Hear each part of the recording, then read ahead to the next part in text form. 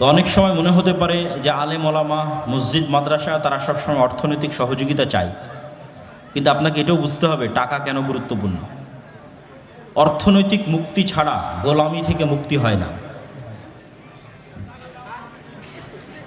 মুহাম্মদ সাল্লাল্লাহু আলাইহি ওয়াসাল্লাম যখন মক্কা থেকে মদিনায় হিজরত করেন, তখন তিনি দেখলেন মদিনার সব টাকা পয়সার কেন্দ্র হচ্ছে ইহুদিদের হাতে।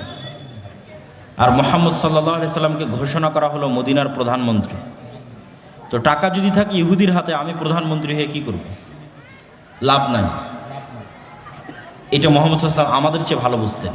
এই জন্য তিনি আনসারদের বললেন, আনসারীরা তোমরা তো কৃষক, আর মুহাজির যারা মক্কা থেকে এসেছে এরা ব্যবসায়ী, তোমরা তোমাদের সম্পত্তির বিভিন্ন অংশ এই মুহাজিরদের দিয়ে দাও, তারা ব্যবসা করুক।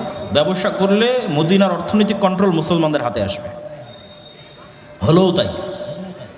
আল্লাহর নবীর জীবদ্দশাতেই ওসমান বিন আফফান, আব্দুর রহমান বিন আউফ, জুবাইর বিন আল আওয়াম তারা আল্লাহর নবীর জীবদ্দশাতে কোটিপতি হয়েছে।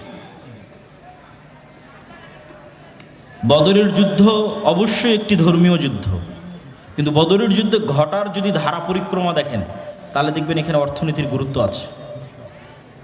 এইদিকে যদি কেবলা হয় তাহলে বুঝতে হবে এটা হচ্ছে মক্কা, এটা মদিনা, এটা হচ্ছে শাম, সিরিয়া। মক্কা থেকে সমুদ্রের ধার দিয়ে তারা ব্যবসা করার জন্য সিরিয়াতে যেত। মুহাম্মদ সাল্লাল্লাহু আলাইহি ওয়াসাল্লাম যখন মক্কা থেকে হিজরত করে মদিনায় আসলেন, তখন ওদের ব্যবসায়িক রুট বন্ধ করে দিলেন মক্কার কাফের মুশরিকদের জন্য। ব্যবসায়িক রুট বন্ধ হয়ে যাওয়ায় আবু সুফিয়ান আর ফেরত আসতে পারে না মক্কায়। তখন আবু সুফিয়ান সাহায্য চেয়ে পাঠায় আবু জাহালের কাছে। মদিনা রাষ্ট্রের প্রতিষ্ঠায় 1 সপ্তাহ হয়নি, 10 দিন হয়নি, মানে অল্প কয়দিন হয়েছে। সেই মদিনা রাষ্ট্র আজকে আমাদের ব্যবসায়িক রাস্তা বন্ধ করে দিচ্ছে। তাহলে আজ মদিনা যদি শক্তিশালী হয়, কাল আমরা খাবো কি ব্যবসা না করতে পারলে?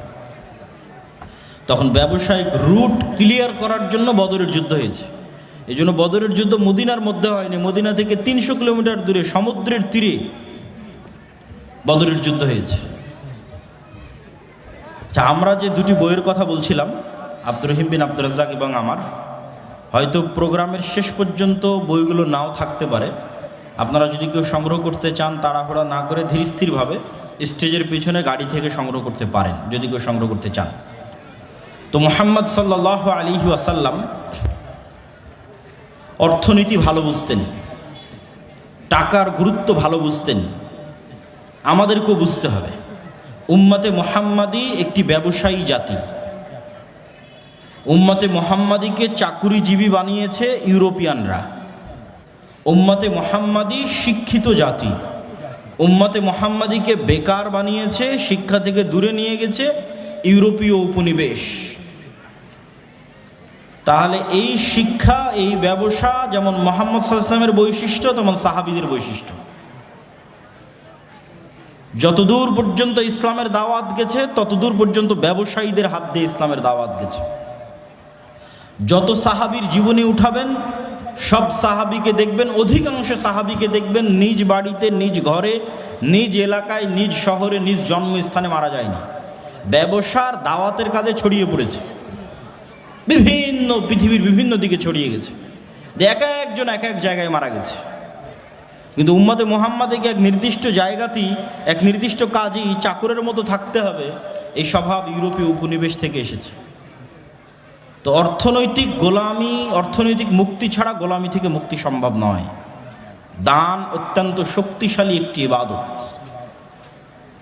আমরা কেউ গ্যারেন্টি দিয়ে বলতে পারবো না যে যখন থেকে সালাত ফরজ হয়েছে আমার উপর, তখন থেকে আমি একদিনও সালাত কাজা করিনি, অতএব আল্লাহ তুমি আমাকে জান্নাত দিতে বাধ্য। এই চ্যালেঞ্জ দেওয়ার ক্ষমতা মানুষের নাই। আমরা কেউ বলতে পারবো না যে আল্লাহ আমি একদিনও একটা গুনাহ করিনি, অতএব আপনি আমাকে জান্নাত দিতে বাধ্য। এই চ্যালেঞ্জ দেওয়ার ক্ষমতা মানুষের নাই। তাহলে মানুষ কিভাবে জান্নাতে যাবে? আল্লাহর দয়ার উপর নির্ভরশীল। যে আল্লাহ যা সালাত আদায় করিনি মাফ করে দাও, যা গুনাহ করেছি মাফ করে দাও। তুমি মাফ না করলে জান্নাতে যেতে পারবো না। কিন্তু দুটো রাস্তা আছে নিশ্চিত জান্নাতে যাওয়ার। একটা হচ্ছে আল্লাহর রাস্তায় জিহাদ করে যদি কেউ শহীদ হয়ে যায়, ও জান্নাতে, জান্নাত ওর কাছে বিক্রি হয়ে গেছে। আর একটা টাকা দিয়ে যদি কেউ জান্নাত কিনে নেয়, কিভাবে টাকা দিয়ে জান্নাত বিক্রি হবে? কিয়ামতের মাঠে ধনী অবস্থায় উঠতে হবে, কিয়ামতের মাঠে কোটিপতি অবস্থায় উঠতে হবে, কোটি কোটি টাকার মালিক হয়ে কিয়ামতের মাঠে উঠতে হবে। কিন্তু ওই টাকার মালিক কিয়ামতের মাঠে নতুন করে হওয়া যাবে না, এই দুনিয়াতে থাকতেই কিয়ামতের অ্যাকাউন্টে জমা দিতে হবে। তাহলে কিয়ামতের মাঠে যখন কোটিপতি অবস্থায় উঠবেন, তখন যত পাওনাদার আছে, যত জরিমানা হবে সব পরিশোধ করতে পারবেন। দুনিয়াতেই যদি জরিমানা দিয়ে ইবাদতের কমতি পূরণ করা যায়, দুনিয়াতেই যদি জরিমানা দিয়ে গুনাহের কাফফারা দেওয়া যায়, পরকালের মাঠেও দেওয়া যাবে। হজ করতে গেছেন, হজ করতে গিয়ে ভুল হয়েছে, মুআল্লিম বলছে দম দাও, টাকা দাও, খাসি দুম্বা কুরবানি করব, ইবাদতের কমতি পূরণ হয়ে যাবে। রমজান মাস আসতেছে, দিনের বেলা স্ত্রীর কাছে যদি ভুলবশত গিয়ে থাকেন, কবিরা গুনাহ, টাকা দিয়ে গোলাম আজাদ করেন, মিটে যাবে। টাকা দিয়ে 60 জন মিসকিনকে খাওয়ান, মিটে যাবে। তো টাকা দিয়ে তো দুনিয়াতেই কাফারা আদায় হয়ে যাচ্ছে, কিয়ামতের মাঠেও হবে। কিন্তু ওই টাকার মালিক কিয়ামতের মাঠে নতুন করে হওয়া যাবে না, এখন থেকে হয়ে যেতে হবে। কোটি কোটি টাকার মালিক দুনিয়াতেই হতে হবে, আর দান করে এই টাকা পরকালে নিয়ে যেতে হবে। দেখেন, ঈর্ষা, রাসূল সাল্লাল্লাহু আলাইহি ওয়াসাল্লাম বলছেন দুটো বিষয়ে ঈর্ষা করা যায়। তার একটা হচ্ছে যাকে আল্লাহ কোটি টাকার মালিকও করেছে, আবার সেই টাকা আল্লাহর রাস্তায় ব্যয় করার সুযোগও দিয়েছে। এটা রেয়ার, খুব অল্প সংখ্যক মানুষ পৃথিবীতে পাবেন। কোটি টাকার মালিক হলে তো মানুষ আল্লাহকে ভুলে যায়। কোটি টাকার মালিক হলে তো সে মদ, জুয়া, নারী, দুবাই, জুয়ার পাপ, মদের বার, এগুলোই তার জায়গা যখন মানুষ কোটি টাকার মালিক হয়। কিন্তু একজন মানুষ কোটিপতি, আবার ওই কোটি টাকা আল্লাহ তাকে আল্লাহর রাস্তায় ব্যয় করার তৌফিক দিয়েছে, এর চেয়ে সৌভাগ্যবান মানুষ পৃথিবীতে আর হতে পারে না। এই সৌভাগ্যবান মানুষ হওয়ার চেষ্টা করতে হবে। এটা দাউদ এবং সুলাইমানের বৈশিষ্ট্য। ঘরে বসে থাকা যাবে না। কোটি কোটি টাকা ইনকাম না করলে মুসলিম উম্মার মুক্তি নাই। কোটি কোটি টাকা ইনকামও করতে হবে, আল্লাহর রাস্তায় ব্যয় করতে হবে। আজকের বিশ্বে আপনারা খুব ভালো করেই বুঝতেছেন, খুব ভালো করে, এটা গ্রামের মানুষও বুঝে, যে ভেনেজুয়েলার প্রেসিডেন্টকে হাত পা বেঁধে কেন উঠিয়ে নিয়ে গেল। সবাই জানে যে ভেনেজুয়েলাতে কোটি কোটি ব্যারেল তেল আছে, ওই তেল দরকার আমেরিকার। তাহলে এটা টাকার যুদ্ধ। ডলার ভিত্তিক অর্থনীতি যদি পড়ে যায় একবার, ডলার ভিত্তিক অর্থনীতি পড়া আর আমেরিকার পড়া একই কথা। আর আমেরিকার পড়ে যাওয়া আর গণতন্ত্রের বিলুপ্তি একই কথা। আর যেই দিন আমেরিকা পড়ে যাবে, গণতন্ত্র বিলুপ্ত হয়ে যাবে, ওই দিন অর্ধেকের বেশি মুসলিম দেশে খেলাফা কায়েম হয়ে যাবে। সময় লাগবে না। তাহলে মূল অস্তিত্ব ঠিক আছে কোথায়? টাকার উপর। ওই যুগে মুহাম্মদ সাল্লাল্লাহু আলাইহি ওয়াসাল্লামের যুগের মদিনায় যেমন টাকার কন্ট্রোল ছিল ইহুদিদের হাতে, আজ 1400 বছর পর সারা পৃথিবীর টাকার কন্ট্রোল ইহুদিদের হাতে। সব IMF বলেন, ওয়ার্ল্ড ব্যাংক বলেন, সুদী কারবারের মূল মহাজন হচ্ছে তারা। নাম কাওয়াস্তে মুসলমান দেশগুলো স্বাধীন হয়ে আছে, একটা স্বাধীন নয়। কেননা তারা সবাই টাকার কাছে বিক্রি হয়ে আছে, লোন নিয়ে, ঋণ নিয়ে। পাকিস্তান যতই শক্তিশালী হোক, বলুক আমার কাছে পারমাণবিক বম আছে, ওই পারমাণবিক বমের সুইচে বাটন নিয়ে চাপ দিতে পারবে না আব্বাদের অনুমতি না হলে, যে আব্বাদের কাছ থেকে লোন নিয়ে রেখেছে। তাহলে গোলামিটা কোথায়? টাকার গোলামি। এই জন্য যতক্ষণ আপনি হালাল উপায়ে বেশি ইনকাম না করছেন, ক্যাশ টাকায়, লোনের টাকায় নয়, লোনের টাকা তো গোলামি। সুদের লোন গোলামি। কেননা সুদের লোন আপনাকে মিথ্যা বলা শিখাবে। আর সুদের লোনের বিষয়ে একটা মূলনীতি জেনে রাখেন। গত বক্তব্যে হয়তো বলেছিলাম, আমি যখনই এই নতুন ব্রিজ পার হওয়া থেকে আমার দাদির বাড়িতে পৌঁছা পর্যন্ত একবার গণার চেষ্টা করেছিলাম, অন্তত 20-এরও অধিক NGO প্রতিষ্ঠান আছে যারা ক্ষুদ্র ঋণ, সুদী ঋণ এই অঞ্চলে বিতরণ করে থাকে। তো কতগুলো সুদী প্রতিষ্ঠান আছে তা গণার চেষ্টা করেছিলাম। তো আমি গুণে শেষ করতে পারিনি। এত বেশি সাইনবোর্ড আছে রাস্তার মোড়ে মোড়ে, এত সুদী প্রতিষ্ঠানের। অথচ এই সুদ গোলামি কিভাবে? ইসলামের আগে একটা মূলনীতি বুঝে যান। ইসলামী সমাজ ব্যবস্থা কয়েকটা মূলনীতির উপর দাঁড়িয়ে আছে। তার একটা মূলনীতি হচ্ছে অল্পে সন্তুষ্ট থাকা। এটা একটা মূলনীতি। এই অল্পে সন্তুষ্ট থাকার উপর যতক্ষণ মুসলমানেরা তৈরি না হবে, ততক্ষণ ইসলামী অর্থনীতি ডেভেলপ করা সম্ভব নয়, ইসলামী ব্যাংক বাস্তবায়ন করা সম্ভব নয়। এই অল্পে তুষ্টি কী জিনিস এবং আপনি ধনী হবেন কিভাবে, এই দুইটা একটা আর একটার সাথে ওতপ্রোতভাবে জড়িত। আপনাদের দেবীনগরের মানুষকে অনেক দিন অনেক বক্তব্য, অনেক নাসিহা দিয়ে গেছে, আজকে ধনী হওয়ার রাস্তা বলে যায়। কেমনে ধনী হবে? ধনী হওয়ার সহজ বুদ্ধি কি? 1 নাম্বার, পৃথিবীতে ধনী হওয়ার কোনো শর্টকাট রাস্তা নাই। ধনী হওয়ার প্রত্যেক শর্টকাট রাস্তা হারাম। আমার সাথে একটু বলেন তো, ধনী হওয়ার প্রত্যেক শর্টকাট রাস্তা কি? হারাম। চোখ বন্ধ করে মনে করবেন। কেউ যদি এসে বলে ভাই এত টাকা এখানে ইনভেস্ট করলে এত দ্রুত তুমি এত টাকার মালিক হয়ে যাবে, নিশ্চিত জেনে রাখুন ওখানে কোথাও না কোথাও হারাম আছে। সেটা মাল্টি লেভেল মার্কেটিং হোক, সেটা ডেস্টিনির মতো প্রতিষ্ঠান হোক, সেটা যেটাই আপনার গ্রামগঞ্জে আসুক না কেন, ধনী হওয়ার কোনো শর্টকাট রাস্তা নেই। তাহলে ধনী কিভাবে হবে? কম্পাউন্ড ওয়েতে ধনী হবে। আপনাকে উদাহরণ দিয়ে বোঝায়, বুঝতে পারবেন। আমার এই হাতে 50 লক্ষ টাকা আছে, এই হাতে 1 টাকা আছে। আপনাদেরকে আমি বললাম আপনি 50 লক্ষ টাকা নেবেন না এই 1 টাকা নেবেন, যে 1 টাকা প্রতিদিন দ্বিগুণ হবে। আজ 1 টাকা, কাল 2 টাকা, পরের দিন 4 টাকা, তারপর দিন 8 টাকা, তারপর দিন 16 টাকা। কয় দিন দ্বিগুণ হবে? 30 দিন। 30 দিন এই 1 টাকা দ্বিগুণ হবে। 50 লক্ষ টাকা নেবেন না 1 টাকা নেবেন? তো বেশিরভাগ মানুষ বসে বসে চিন্তা করতে পারে যে 2 টাকা 4 টাকা হবে, 4 টাকা 8 টাকা হবে, 8 টাকা 16 টাকা, 16 টাকা 32 টাকা, 30 দিন পর্যন্ত যেতে আর কতই বা হবে? 400-500 টাকার বেশি হওয়ার কথা না, হতে 50 লক্ষ টাকা নেই। কিন্তু এখান থেকে উঠে গিয়ে আপনি ক্যালকুলেটরে মারিয়েন, মোবাইলে তো ক্যালকুলেটর আছে, চ্যাট জিপিটি আছে, যে 1 টাকাকে দ্বিগুণ হারে বাড়াতে থাকলে 30তম দিনে গিয়ে এটা 1 কোটি টাকা পার হয়ে যায়। আর এই 50 লক্ষ টাকা আপনি নেবেন, এটা 50 লক্ষই আছে, আর এটা বাড়তে বাড়তে বাড়তে বাড়তে 1 কোটি পার হয়ে গেছে। তাহলে প্রতিদিন অল্প অল্প করে বাড়বে, এটা হলো ধনী হওয়ার রাস্তা। কেমনে ধনী হবেন? এই 50 লক্ষ টাকা আপনাকে দিয়ে দিলাম, দেবীনগরের প্রত্যেক মানুষকে বললাম নাও তোমাদের 50 লক্ষ টাকা দিয়ে দিচ্ছি। আজকে এখান থেকে উঠে গিয়ে যে বলবে আমি এই 50 লক্ষ টাকা দিয়ে একটা এসি কিনবো, একটা ফ্রিজ কিনবো, একটা মোটর সাইকেল কিনবো, একটা ভালো জামা কাপড় কিনবো, বাড়ি মাটির ছিল ভেঙে পাকা করব, এই জীবনে কোনো দিন ধনী হতে পারবে না। কেন ধনী হতে পারবে না? ওটাই অল্পে তুষ্টির সাথে সম্পর্ক করে আলোচনা আপনাকে বুঝাচ্ছি। আর যাকে 50 লক্ষ টাকা দিলাম, এখান থেকে গিয়ে চিন্তা করতেছে আমার গায়ের জামা ছেঁড়া আছে, ছেঁড়াই থাক, আমার পায়ের স্যান্ডেল ছিঁড়া আছে, ছিঁড়াই থাক, বাড়ি মাটির আছে, মাটিরই থাক, বাড়িতে ফ্যান নাই, দরকার নাই, বাড়িতে এসি নাই, দরকার নাই, বাড়িতে ফ্রিজ নাই, দরকার নাই। আগে চলো এই 50 লক্ষ টাকা এমন জায়গাতে ব্যয় করি যেখান থেকে আবার 1 টাকা ইনকাম হবে। এই মানুষ ধনী হয়ে যাবে, কোটিপতি হয়ে যাবে। সময় লাগবে, 30 বছর পর কোটিপতি হয়ে যাবে, 40 বছর পর কোটিপতি হয়ে যাবে। কেননা ও ওই রাস্তা জানে যে রাস্তায় গেলে কোটিপতি হওয়া যায়। আর যে এই 50 লক্ষ টাকা নিয়ে গিয়ে এসি, ফ্রিজ, মোটর সাইকেল, মাটির বাড়ি পাকা এই জায়গায় ব্যয় করেছে, ও কেন ধনী হতে পারবে না? ও যে মোটর সাইকেল কিনেছে ওখানে তেল কিনতে আবার টাকা লাগবে, ও যে এসি ফ্রিজ কিনেছে ওটার বিদ্যুৎ বিল দিতে আবার টাকা লাগবে, ও যে মোবাইলের ওয়াইফাই নিয়েছে ওটার বিল দিতে আবার টাকা লাগবে। তাহলে ও এমন জায়গাতে ব্যয় করেছে যেখান থেকে আরও খরচ বাড়তেছে। এভাবে ধনী হয় না। পৃথিবীর কোনো ধনী এই ওয়েতে ধনী হতে পারবে না। কোথায় ব্যয় করতে হবে? যেখানে খরচ হওয়া তো বহু দূরে থাক, খরচ বাড়া তো বহু দূরে থাক, পারলে আরও 1 টাকা ইনকাম হবে, সেখানে ব্যয় করতে হবে। এটা হলো ধনী হওয়ার রাস্তা। আর অল্পে তুষ্টি, এটার সাথে মিলিয়ে কি বলতে চাচ্ছি?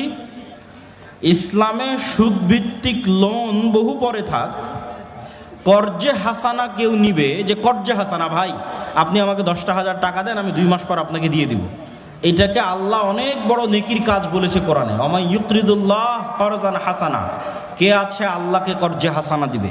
কর্জে হাসানাকে আল্লাহ অনেক বড় ইবাদত বলেছে। তো এই কর্জে হাসানা কখন জায়েজ? আপনি কর্জে হাসানা দিয়ে এসি কিনতে পারেন, কর্জে হাসানা দিয়ে ফ্রিজ কিনতে পারেন। আমার ইসলামিক ফাইন্যান্সের জ্ঞান বলে, ইসলামী শরীয়তে আমি যতটুকু জানি ততটুকু বলে যে বিলাসী পণ্য সুদ ভিত্তিক লোন দিয়ে ক্রয় করা তো বহু দূরে থাক, বিলাসী পণ্য কর্জে হাসানা নিয়েও কেনা যাবে কিনা, এটার হালালের দলিল কেউ দিতে পারবে কিনা আল্লাহ সুবহানাহু ওয়া তাআলা ভালো জানে, আমার জানা নাই। তাহলে কর্জে হাসানাটাই কখন নিতে পারবেন? সুদের লোন বহু পরে।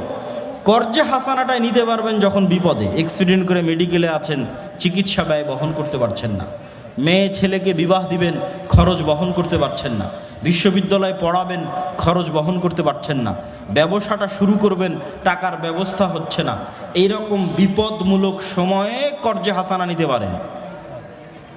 কিন্তু বিলাসী পণ্য, আমার ফ্রিজ না হলেও আমি খেয়ে বাঁচতে পারি, আমার এসি না হলেও আমি খেয়ে বাঁচতে পারি, আমার বাপদাদা বেঁচেছে, মোটর সাইকেল না হলেও আমি চলতে পারি, এই বিলাসী পণ্যগুলোর ক্ষেত্রে সুদি লোন তো বহু দূরের কথা, কর্জে হাসানাও হালাল কিনা তার প্রমাণ দেওয়া কঠিন আছে। কেননা ইসলামের অর্থনীতি দাঁড়িয়ে আছে অল্পে তুষ্ট থাকার উপর, অল্পে সন্তুষ্ট থাকার উপর। সম্মানিত উপস্থিতি, তো বক্তব্যের শুরুর এই অংশটুকু অর্থনীতির উপর, টাকা পয়সার উপর, দানের উপর দেওয়ার পিছনে কারণ এটাই ছিল, যারা আজকের প্রোগ্রামের আয়োজক তারা আপনাদের সহযোগিতার মুখাপেক্ষী। বেশি ইনকাম করতে হবে, বেশি ইনকাম আল্লাহ রাস্তায় দান করতে হবে, হালাল উপায়ে ইনকাম করতে হবে। চলেন বক্তব্যের মূল বিষয়বস্তুতে যাই। বক্তব্যের বিষয়বস্তু হচ্ছে উম্মাতে মুহাম্মাদি গোলামি থেকে কিভাবে মুক্তি পাবে, দাসত্ব থেকে কিভাবে মুক্তি পাবে, দাসত্ব থেকে মুক্তি পাওয়ার রাস্তা কি। আব্দুর রহিম তো আপনাদের সামনে কিছু আলোচনা করলো এবং আমিও সংক্ষিপ্ত ইতিমধ্যে বলে ফেলেছি, একটা পয়েন্ট তো শেষ করে ফেলেছি যে অর্থনৈতিক মুক্তি ছাড়া গোলামি থেকে মুক্তি হয় না। আর অর্থনৈতিক মুক্তির জন্য সুদবিহীন, কর্জবিহীন ক্যাশ টাকার মালিক হতে হবে, তাহলে স্বাধীন, তাহলে আপনি আর গোলাম নাই। সুদবিহীন, কর্জবিহীন ক্যাশ টাকার মালিক হতে হবে, তাহলে আপনি ধনী হয়ে গেছেন, স্বাধীন হয়ে গেছেন, স্বাধীনতার পথে আপনার যাত্রা শুরু হয়ে গেছে। আপনার মাথা উঁচু থাকবে, কোনোদিন নত হবে না, আপনাকে পৃথিবীর কেউ কোনোদিন কিনে নিতে পারবে না। সম্মানিত উপস্থিতি, আর কি রাস্তা আছে গোলামি থেকে মুক্তির? দুটো শর্ত পূরণ করতে হবে, শতভাগ তাওহীদপন্থী মুসলিম এবং শতভাগ ঈমান বিল গায়বে ইয়াকিন। আবারও বলি, শতভাগ তাওহীদপন্থী মুসলিম, শতভাগ ঈমান বিল গায়বে ইয়াকিন। আল্লামা ইকবাল তার কবিতার মধ্যে লিখেছেন, ये दौर अपने বারাহিম কি তালাশ মে হ্যাঁ। আজকের মুসলমানদের মুক্তির একটাই রাস্তা, মুসলমানদের মধ্যে ইব্রাহিম আলাইহিস সালাম নাই। একটা মুসলমান ইব্রাহিম হতে পারলো না। মুসলমানেরা ওই দিনই মুক্তি পেয়ে যাবে যেই দিন মুসলমানেরা ইব্রাহিম হয়ে যাবে। তো আল্লামা ইকবাল লিখছে, আজকের যুগে মুসলমানদের খুব দরকার একজন ইব্রাহিম আলাইহিসসালাতু ওয়াসসালাম। কেন? ইব্রাহিম আলাইহিসসালাতু ওয়াসসালাম হচ্ছেন শতভাগ তাওহীদের আইকন, যাকে মুহাম্মদ সাল্লাল্লাহু আলাইহি ওয়াসাল্লাম আইকন মেনেছে। মিল্লাতা আবিকুম ইব্রাহিম, আমি তোমাদের পিতা, আমার পিতা ইব্রাহিমের মিল্লাতের অনুসারী। এটাই কোষ্টি পাথর সত্য মিথ্যার মানদণ্ডের। কে ইব্রাহিমের অনুসারী? সেই সত্য। যে ইব্রাহিমের অনুসারী নয় সেই মিথ্যা। সবাই চেষ্টা করেছে নিজেকে প্রমাণ করার যে আমি ইব্রাহিমের অনুসারী। ইহুদিরাও চেষ্টা করছে প্রমাণ করার আমরা ইব্রাহিমের অনুসারী, খ্রিস্টানরাও চেষ্টা করছে প্রমাণ করার আমরা ইব্রাহিমের অনুসারী।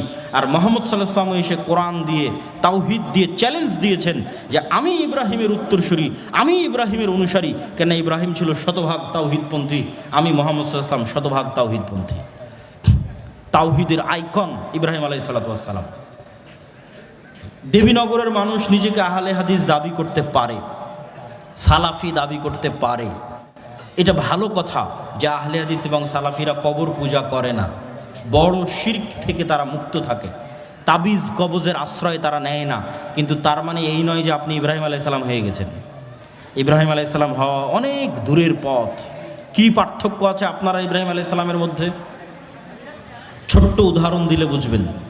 আপনি দেবীনগরের একজন আহলে হাদিস সালাফি বলে নিজেকে দাবি করছেন, কবর মাজারে গিয়ে সিজদা দেন না, বড় শিরক থেকে মুক্ত, কিন্তু আপনি আবার বিড়ি এবং সিগারেটের নেশায় আসক্ত।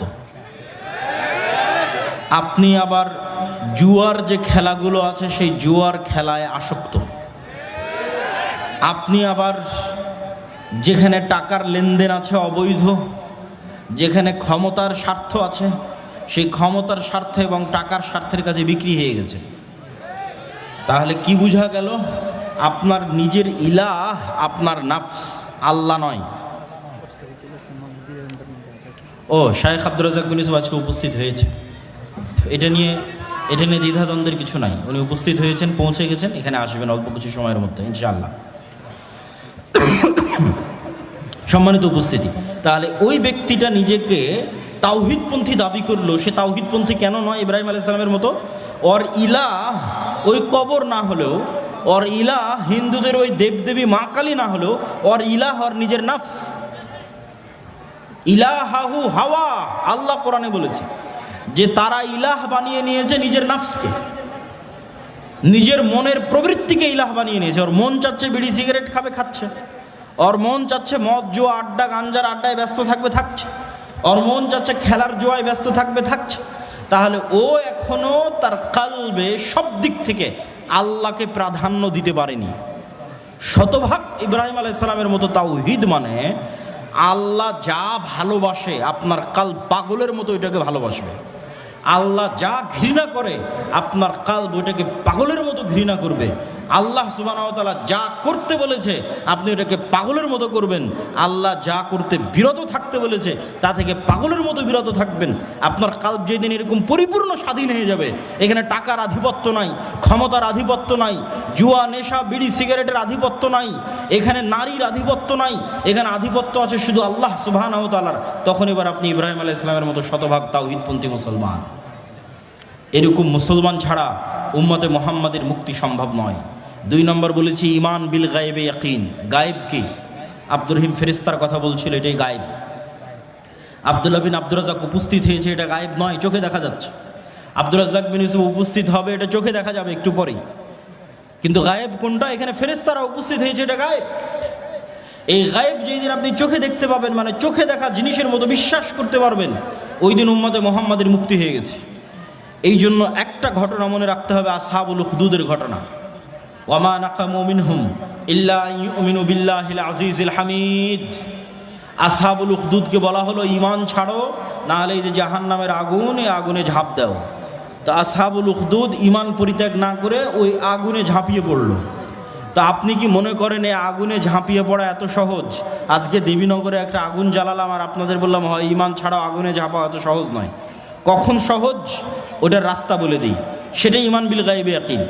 ওই আসহাবুল উখদুদ ওই আগুনের মধ্যে আগুন মনে করে ঝাঁপিয়ে পড়েনি, ওরা দেখতে পাচ্ছিল চাক্ষুষ যে আগুনই তো জান্নাত, এটা দেখতে পেয়েছে যে আমরা যে আগুনের মধ্যে ঢুকছি আমরা তো জান্নাতে ঢুকতেছি। আর যখন পেছন মুড়িয়ে নিজের বাড়ি এবং নিজের ঘরের দিকে তাকিয়েছে, মনে করেন আপনাদের বাড়ি ঘর এসি ফ্রিজ ফ্যান বিদ্যুৎ সব আছে, ওখানে ওরা দেখছে কি এখানে তো জাহান্নামের আগুন জ্বলতেছে, দেখতে পাচ্ছে যে আমি যদি আমার বাড়িতে ফিরে যাই তো ওখানে তো জাহান্নামের আগুন জ্বলছে, আর যদি আগুনের মধ্যে ঢুকে যাই তো এখানে তো জান্নাত দেখতে পাচ্ছি। এটা যতক্ষণ দেখতে না পাবেন, ভিজুয়ালাইজ না করতে পারবেন, আপনার ঈমান যতক্ষণ ওই পর্যায়ে না যাবে ততক্ষণ পৃথিবীর মুসলমানদের মুক্তি সম্ভব নয়, বাংলাদেশের মুসলমানদের মুক্তি সম্ভব নয়। এই জন্য আমি বলেছি অন্তত 20% বাংলাদেশের মুসলমানকে লাগবে যে শতভাগ তাওহীদে বিশ্বাসী, যার ঈমান বিল গায়েব ইয়াকিনের লেভেলে শতভাগ, অন্তত 20%। নাহলে ইসলামী খেলাফত, ইসলামের রাষ্ট্র প্রতিষ্ঠা করা সম্ভব নয়।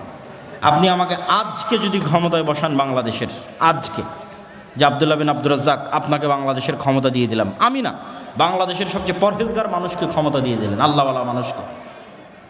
কালকে বাংলাদেশের ক্ষমতায় বসে ঘোষণা দিলাম আজ থেকে বাংলাদেশে ইসলামী আইন অনুযায়ী চলবে। ঘোষণা দেওয়ার 1 সেকেন্ডের মধ্যে আমেরিকা, ভারত থেকে শুরু করে যত দেশ আছে সব অর্থনৈতিক বয়কট দেবে, ডলার আসা বন্ধ হয়ে যাবে, IMF ওয়ার্ল্ড ব্যাংক তার লোন ফেরত চাইবে, বিদ্যুৎ সাপ্লাই বন্ধ হয়ে যাবে, যত রকমের বাধা আছে সব, ব্যবসা বাণিজ্য বন্ধ, গার্মেন্টস বন্ধ, সব বন্ধ। বিভিন্ন জায়গায় যারা প্রবাসে আছে তাদেরকে ধরে ধরে ফেরত পাঠাবে। তখন আপনি একদিনের মধ্যে দেখবেন আজ দেবীনগরে আমি যা যা সুযোগ সুবিধা পাচ্ছিলাম, আজ আব্দুল্লাহ বিন আব্দুর রাজ্জাক ক্ষমতায় যাওয়ায় সেই সুযোগ সুবিধা নাই। তখন 1 সপ্তাহের মধ্যে আপনি রাস্তায় নামবেন, এই আব্দুল্লাহ বিন আব্দুর রাজ্জাককে ক্ষমতা থেকে নামাও, আগের যেটা ছিল ওটাই ভালো, আমাদের ইসলামের দরকার নাই। কেন? আপনার ঈমান বিল গায়বে ইয়াকিন তৈরি হয়নি। আপনি সেকুলার বস্তুবাদী দুনিয়ার মধ্যে আছেন, ওইটার থেকে বের হয়ে যতক্ষণ না পরকালের উপর ইয়াকিন তৈরি না হয়েছে, যতক্ষণ না চোখ বন্ধ করলে নিজেকে জান্নাতে দেখতে না পাচ্ছেন অন্তত 20% মানুষ, ততক্ষণ পর্যন্ত এখানে ইসলামের রাষ্ট্র প্রতিষ্ঠা করা সম্ভব নয়। চোখ বন্ধ করলে আসহাবুল উখদুদের মতো জান্নাত দেখতে পাওয়ার মতো ঈমান অর্জন করতে হবে, পরকাল দেখতে পাওয়ার মতো ঈমান অর্জন করতে হবে। যেই দিন আমরা ওই ঈমানের স্তরে পৌঁছে যাব সেই দিন আমাদের মুক্তি সুনিশ্চিত। এবং এটার জন্যই আল্লাহর পথে যাত্রা বই, এই বইটি আপনাদের পড়তে হবে। পয়েন্ট নাম্বার 4, শিক্ষা এবং জ্ঞান, সত্যবাদিতা এবং ন্যায়পরায়ণতা। বানু ইসরাইল এবং বানু ইসমাইলের মধ্যে পার্থক্য কি? ইসরাইল আর ইসমাইল, ইসহাক আর ইসমাইল, ইসহাকের সন্তান আর ইসমাইলের সন্তান, এদের মধ্যে পার্থক্য কী? একজনকে ইব্রাহিম আলাইহিসসালাম রাখলেন জেরুজালেমে, আর একজনকে রাখলেন মক্কায়। জেরুজালেম থেকে ইসহাকের সন্তানেরা কোথায় চলে গেল? ইয়াকুব, ইউসুফ চলে গেল মিশর। মিশরে গিয়ে 300 বছরের গোলাম হলো ফেরাউনের। ফেরাউনের 300-400 বছরের গোলামির পর মুসা আলাইহিস সালামের হাত দিয়ে মুক্তি। এ হলো বানু ইসরাইল। বানু ইসরাইলরা ইতিহাসের লম্বা সময়ে কখনো গোলাম, কখনো স্বাধীন। কিন্তু ফেরাউনের দীর্ঘ গোলামির কারণে এরা মিথ্যা, ধোঁকা, দুর্নীতি, 2 নাম্বারি রাস্তা, জুয়া, চুরি এগুলো শিখে নিয়েছিল। এই জন্য আল্লাহ যখন বলল শনিবারের দিন মাছ ধরা যাবে না, ওরা শনিবারের দিন মাছগুলো আটকে রেখে রবিবারের দিন ধরলো। মাছ ওগুলোই ধরলো যেগুলো শনিবারে এসেছিল, কিন্তু আল্লাহকে দেখালো যে আল্লাহ শনিবারে তো ধরিনি, রবিবারে ধরেছি। এই যে ধোঁকাবাজি বুদ্ধি কোথায় থেকে শিখলো? ফেরাউনের গোলাম থাকা অবস্থায় শিখেছে। এবার বানু ইসমাইল থাকতো মক্কায়। মক্কায় নদী আছে? নাই। সমুদ্র আছে? নাই। আবাদ হয়? নাই, কিচ্ছু নাই। তাহলে মক্কা মানুষ কেন দখল করবে? কেউ কোনোদিন মক্কা দখল করতে যায়নি। ফলত ইসমাইলের সন্তানেরা কোনোদিন গোলাম হয়নি। একবার মাত্র আব্রাহা, তাও টাকার কারণে নয়, ইবাদতের কারণে কাবা ঘর ধ্বংস করতে গেছিল। দখল করে রাখবে এটা উদ্দেশ্য ছিল না। ও ইয়েমানে একটা কাবা ঘর বানিয়েছিল, সেখানে মানুষ যেত না, সেই রাগে ও কাবা ঘর ধ্বংস করতে এসেছিল, ব্যর্থ হয়েছে। তো মুহাম্মদ সাল্লাল্লাহু আলাইহি ওয়াসাল্লাম পর্যন্ত ইসমাইলের সন্তানেরা কেউ কোনোদিন গোলাম ছিল না, কৃতদাস ছিল না। যেহেতু গোলাম ছিল না, সেহেতু ইসমাইলের সন্তানেরা বেশিরভাগই মিথ্যা, 2 নাম্বারি, ধোঁকা, জুয়া, চুরি এগুলো জানতো না। আপনি ইতিহাস ঘেঁটে দেখেন, আব্দুল মোত্তালেব আল্লাহর নবীর দাদা, কাফের মুশরিক, কিন্তু মিথ্যুক, 2 নাম্বারি করেছে, কারো টাকা মেরে দিয়েছে, ধোঁকাবাজি করেছে, এটা ইতিহাস থেকে পাবেন না। আল্লাহর নবীর চাচা আবু তালেব কাফের মুশরিক অবস্থায় মৃত্যু হয়েছে, কিন্তু ধোঁকাবাজ, ওয়াদা খেলাফকারী, টাকা নিয়ে মেরে দেয়, জবরদখল করে, অন্যায়কারী, এরকম কোনো ইতিহাস আবু তালেবের জীবনী থেকে খুঁজে বের করতে পারবেন না। থাকতে পারে মানুষের মধ্যে খারাপ ভালো থাকবে, ইসমাইলের সন্তানেরা সবাই ভালো এটাও বলবো না, কিন্তু অধিকাংশই তারা গোলামি যেহেতু করেনি, ফলত তারা মিথ্যা, ধোঁকাবাজি এই জিনিসগুলো জানতো না, ঠিক যেমন মুহাম্মদ সাল্লাল্লাহু আলাইহি ওয়াসাল্লাম জানতো না। তাহলে কি বোঝা গেল? গোলামির সাথে মিথ্যা, দুর্নীতি, ধোঁকাবাজি সম্পৃক্ত।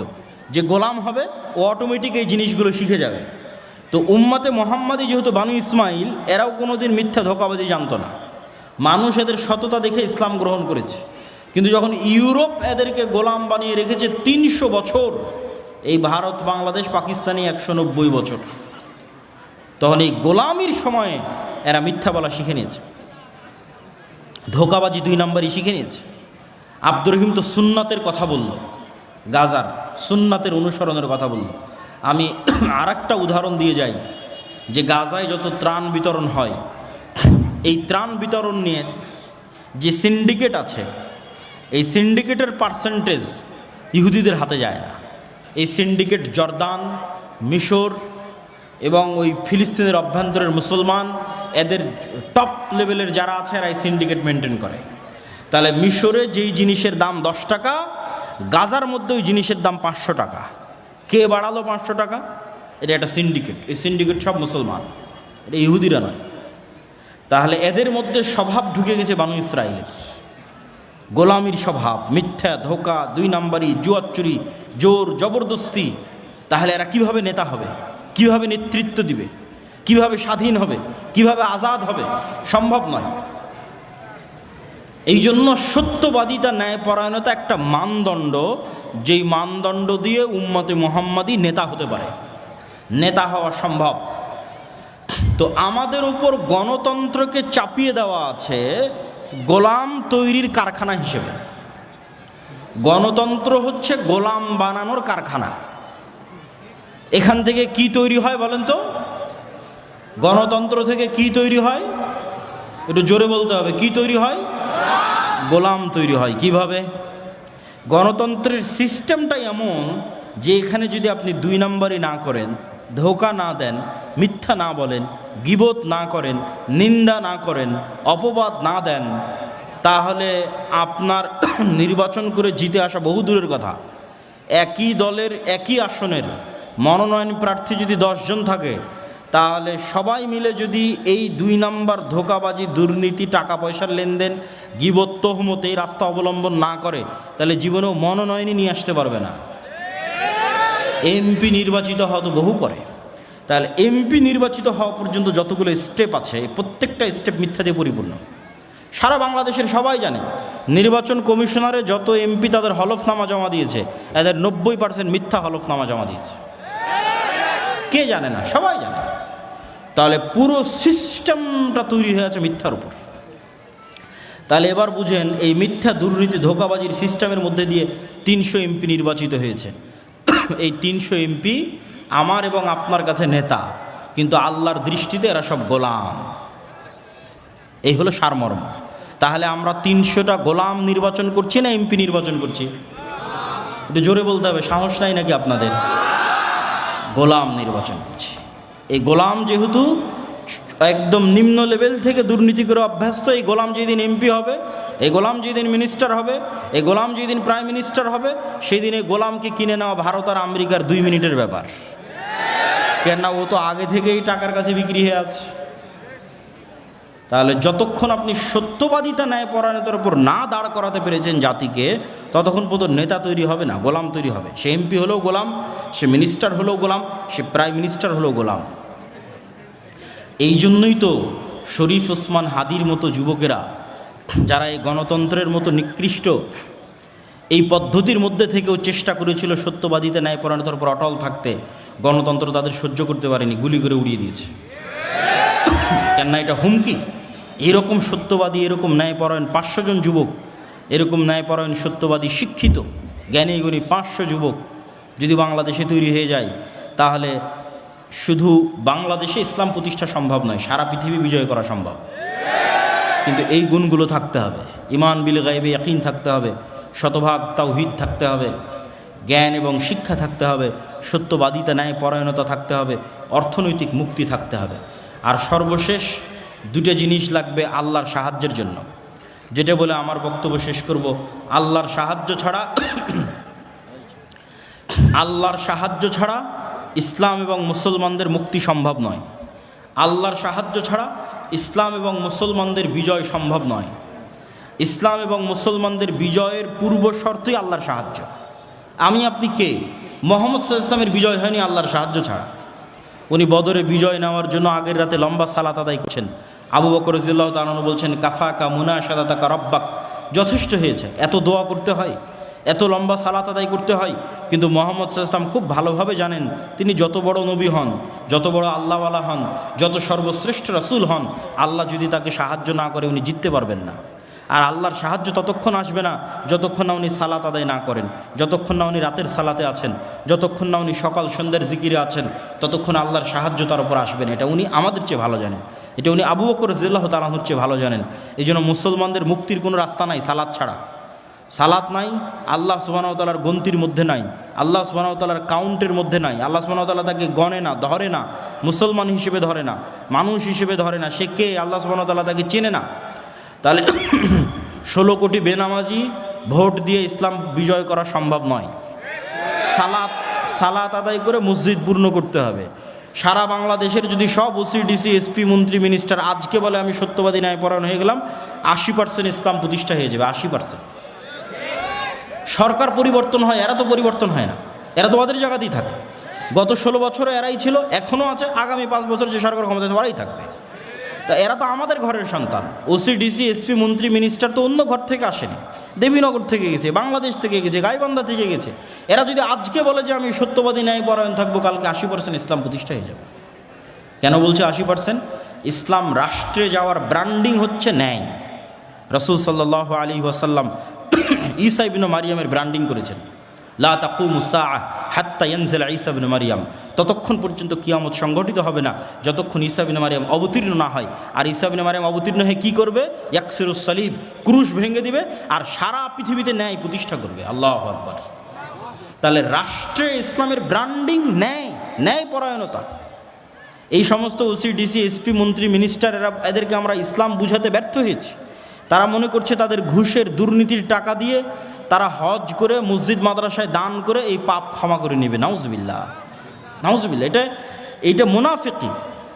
বরং তাদের বোঝা উচিত ছিল তারা যেই পদে আছে ওই পদে সে ওই দানবীরের এবং তাহাজ্জুদ গুজারের চেয়ে বেশি নেকি অর্জন করতে পারত যদি রাসূল সাল্লাল্লাহু আলাইহি সাল্লামের এই হাদিসকে ফলো করতো যে সাবআতু ইউদিল্লুহুমুল্লাহ ইয়াউমা লা যিল্লা ইল্লা যিল্লুহ, ইমামুন আদিল, 7 শ্রেণীর মানুষকে আল্লাহ তার আরশের ছায়া দিবেন। তার মধ্যে সালাত আদায়কারীকে অতিক্রম করে গেছে, দানবীরকে অতিক্রম করে গেছে, যে সে হচ্ছে ইমামুন আদিল, রাতের তাহাজ্জুদের সালাত এবং দান এইটিকে অতিক্রম করে গেছে, যে তার পদে দায়িত্ব পালন অবস্থায় ন্যায় পরায়ণ। তাহলে ওই ওসি হারাম টাকা দিয়ে হজের নেকি অর্জন করতে চায়। আরে পাগল, ওখানে বসে থেকে তুমি ন্যায় প্রতিষ্ঠা করো, তাহলে তো তুমি এমনি এর চেয়ে বেশি নেকি বাবা। আল্লাহ রাসূল ঘোষণা দিয়ে রেখেছে, কিন্তু আমরা ইসলাম তাদেরকে বুঝাতে পারিনি যে ইসলাম কি, মানুষকে বুঝাতে পারিনি আমরা ইসলাম কি। এই জন্য আমাদের প্রজন্ম ধ্বংস হয়ে গেছে। পুরো দেশটা দুর্নীতির উপর দাঁড়িয়ে আছে এবং মিথ্যার উপর দাঁড়িয়ে আছে। বলছিলাম আল্লাহর সাহায্য, মুহাম্মদ সাল্লাল্লাহু আলাইহি ওয়াসাল্লাম আল্লাহর সাহায্য ছাড়া জয়লাভ করতে পারেনি। আর আল্লাহর সাহায্য আনার জন্য দুইটা জিনিস লাগবে, সালাত এবং জিকির। এইটা বলে আমার সংক্ষিপ্ত বক্তব্য শেষ করব। জিকির কেন শক্তিশালী, সালাত কেন শক্তিশালী, আপনাকে বুঝতে হবে। পৃথিবীর সবচেয়ে শক্তিশালী জিনিস হচ্ছে আওয়াজ। পৃথিবীর সবচেয়ে শক্তিশালী পাওয়ারফুল জিনিস হচ্ছে সাউন্ড। আজকের আধুনিক সভ্যতা দাঁড়িয়ে আছে আলোর ওপর। আমি এখানে কথা বলছি, এটা আলোর মধ্যে দিয়ে মোবাইলে গেছে, মোবাইল থেকে আলোর মধ্যে দিয়ে টাওয়ারে গেছে, টাওয়ার থেকে এটা এখন আমেরিকাতে গিয়ে বাজতেছে। এখন আমার কথা, এখন আমেরিকায় বাজতেছে, কেন না আলোর গতি খুব দ্রুত, ওর মধ্যে দিয়ে ডাটা ট্রান্সফার হচ্ছে, শব্দ যাচ্ছে, ছবি যাচ্ছে, ভিডিও যাচ্ছে। এটা আল্লাহ যেদিন পৃথিবী সৃষ্টি করেছে ওই দিন থেকেই যায়, মানুষ জানতো না, আজকে মানুষ জানতে পেরেছে। তাহলে আজকের আধুনিক সভ্যতা দাঁড়িয়ে আছে আলোর উপর, কিন্তু এই আলোর চেয়েতেও পাওয়ারফুল একটা জিনিস যেটার ধারে কাছে বিজ্ঞানীরা নাই, সেটা হচ্ছে আওয়াজ, সেটা শব্দ। এটার কিছু জ্ঞান আল্লাহ সুলাইমান আলাইহিস সালাতু ওয়াস সালামকে দিয়েছিলেন, কিছু। ওমা উতিতু মিনাল ইলমি ইল্লা কালিলা। দেখেন, আমি আজকে এখানে যা বক্তব্য দিচ্ছি, এখন যদি একজন চাইনিজ মানুষ এখানে বসে থাকে, তাহলে ওর কাছে এটা বক্তব্য মনে হবে না আওয়াজ, শুধু আওয়াজ। আর এখানে যদি একটা চাইনিজ এসে বক্তব্য দেয়, আপনারা কি মনে করবেন এটা বক্তব্য চলতেছে না শুধু আওয়াজ চলতেছে? শুধু আওয়াজ চলতেছে। এইরকমই আওয়াজের একটা ফরম্যাট উচ্চারণ করলে এখানে যে পিঁপড়া চলতেছে, এখানে যে মাছি এবং মশা আছে, কোন আওয়াজ ওই মশা মাছি বুঝে ওটা যদি আমি উচ্চারণ করতে পারতাম ওই স্টাইলটা, যেমন আমি এখন একটা আওয়াজের ধরন উচ্চারণ করতেছি, ঠিক যখন আরবি বলতেছি ওটা আর এক ধরন, ইংরেজি বলতেছি ওটা আওয়াজের আর এক ধরন। তো আওয়াজের কোনো একটা ধরন উচ্চারণ করলে ওই মাছি বুঝতো যে আমি মাছিকে বলতেছি মাছি তুমি এখান থেকে উড়ে যাও, ও সাথে সাথে উড়ে যেত। আওয়াজের কোনো একটা ধরন উচ্চারণ করলে পাখি বুঝতো এবং পাখি আমার কথা বুঝে বলতেও পারতো, আমিও তার কথা বুঝতে পারতাম। এই জ্ঞান আল্লাহ সুলাইমান আলাইহিস সালাতু ওয়াস সালামকে দিয়েছিলেন। পুরো পৃথিবীর সব কিছু আওয়াজ বুঝে, আওয়াজ শুনে। আওয়াজ পৃথিবীর সবচেয়ে শক্তিশালী টেকনোলজির নাম। সুলাইমান আলাইহিস সালাতু ওয়াস সালাম বললেন রানী বিলকিসের সিংহাসনকে নিয়ে আসতে হবে। ক্বালা ইফরিতুম মিনাল জিন, ইফরিত নামক জিন বলল আপনি যেখানে বসে আছেন ওখান থেকে উঠার পূর্বে সিংহাসন নিয়ে আসব। আর একজন আল্লাযী ইনদাহু ইলমুম মিনাল কিতাব, সে জিন না মানুষ তার বর্ণনা কোরআনের আয়াতে নাই, কিন্তু কোরআনের আয়াতে বলা হচ্ছে যে আর একজন যাকে আল্লাহ কিতাবের জ্ঞান দিয়েছিল, সে বলল আপনার চোখের পলক পড়ার পূর্বে সিংহাসন এখানে উপস্থিত হবে। তো কোরআনের ধারা বিবরণীতে বোঝা যাচ্ছে জিন নিয়ে আসতো গায়ের শক্তিতে, আর যে বলল চোখের পলকে নিয়ে আসবো, এ নিয়ে আসবে জ্ঞানের শক্তিতে। সে জ্ঞান কি? কিছু মুফাসসির লিখেছেন আল্লাহু আলাম, আল্লাহ ভালো জানে, তবে ঠিকও হতে পারে যে তার কাছে ইলমুম মিনাল কিতাব, কিতাবের কি জ্ঞান ছিল। কিছু মুফাসসির লিখেছেন লাওহে মাহফুজের বিশেষ জিকির, আল্লাহ সুবহানাহু ওয়া তাআলার বিশেষ কোনো জিকিরের জ্ঞান ওই ব্যক্তির কাছে অথবা ওই জিনের কাছে ছিল, যেটা বলা হচ্ছে আল্লাহ ইনদাহু ইলমুম মিনাল কিতাব, যে জিকির উচ্চারণ করে চোখের পলকে সিংহাসনকে ওখান থেকে সুলাইমান আলাইহিস সালাতু ওয়াস সালামের সামনে নিয়ে আসা হয়েছে।